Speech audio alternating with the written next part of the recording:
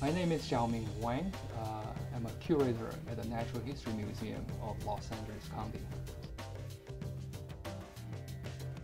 We find the fossil in a basin in southwestern Tibet called Zada Basin, and is extremely southwestern corner of the Tibet at the foothill of the Himalayas.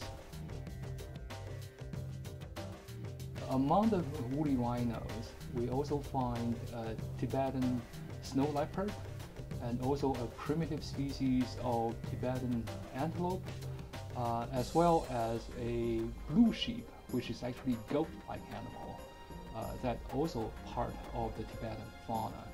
And also all kinds of creatures, about 17 species in all. The woolly rhino fossil is special in 2 or 3 ways.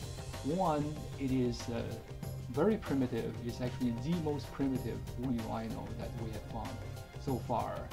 2 is it is much earlier than other woolly rhino species that are known so far, and therefore is probably ancestral to all of the other woolly rhinos. And third, it is from Tibet. And what that means is it's probably adapted to a very special environment, namely in a very cold and harsh environment where they have to go through very harsh winter and therefore be able to survive in an Arctic type of environment in Tibet, where is actually elsewhere outside of Tibet at the time in the Pliocene is much warmer. There's free of ice and there's no ice age at that time. And that's very special because with that kind of woolly rhino that are adapted to the harsh Tibetan winters, they are therefore what we call pre-adapted to the environment during the Ice Age. In other words, when the Ice Age eventually came, it was able to basically descend from Tibet and expand to the rest of the world. Well, mostly the rest of the Eurasia. It didn't come to North America. Woolly rhino story is one that indicating that perhaps, at least in the case of woolly rhino, that the Ice Age fauna actually originated from Tibet. For other elements of Ice Age mammals, we have indications, for example, of a relationship between the Tibetan yak, the long-haired cow-like animal, that may actually gave rise to the North American bison. Another similar story is that the North American bighorn sheep may also come from Tibet. Again, this is evidence from the molecular evidence.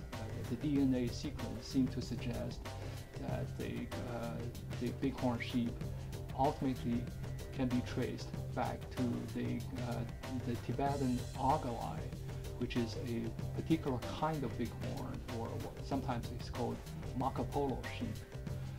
So the Tibetan plateau therefore seem to hold clues to several megafauna elements of the Ice Age.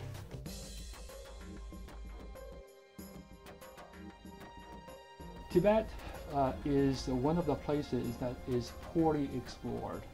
And therefore, like Arctic or Antarctic, it has a great potential for new discoveries. And therefore, that's actually one of the reasons that we focus on Tibet. Just for lack of research in that areas, mostly because of the lack of physical access to it. Difficult to drive, for example, it takes about 7 days, literally, to drive within Tibet to arrive at Zada Basin. And therefore is actually quite a challenge to get there and then start working there.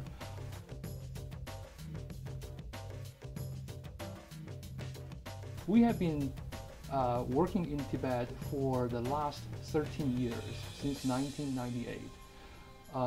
The challenge in Tibet is, of course, high altitude. Working in altitude is always you are short of breath.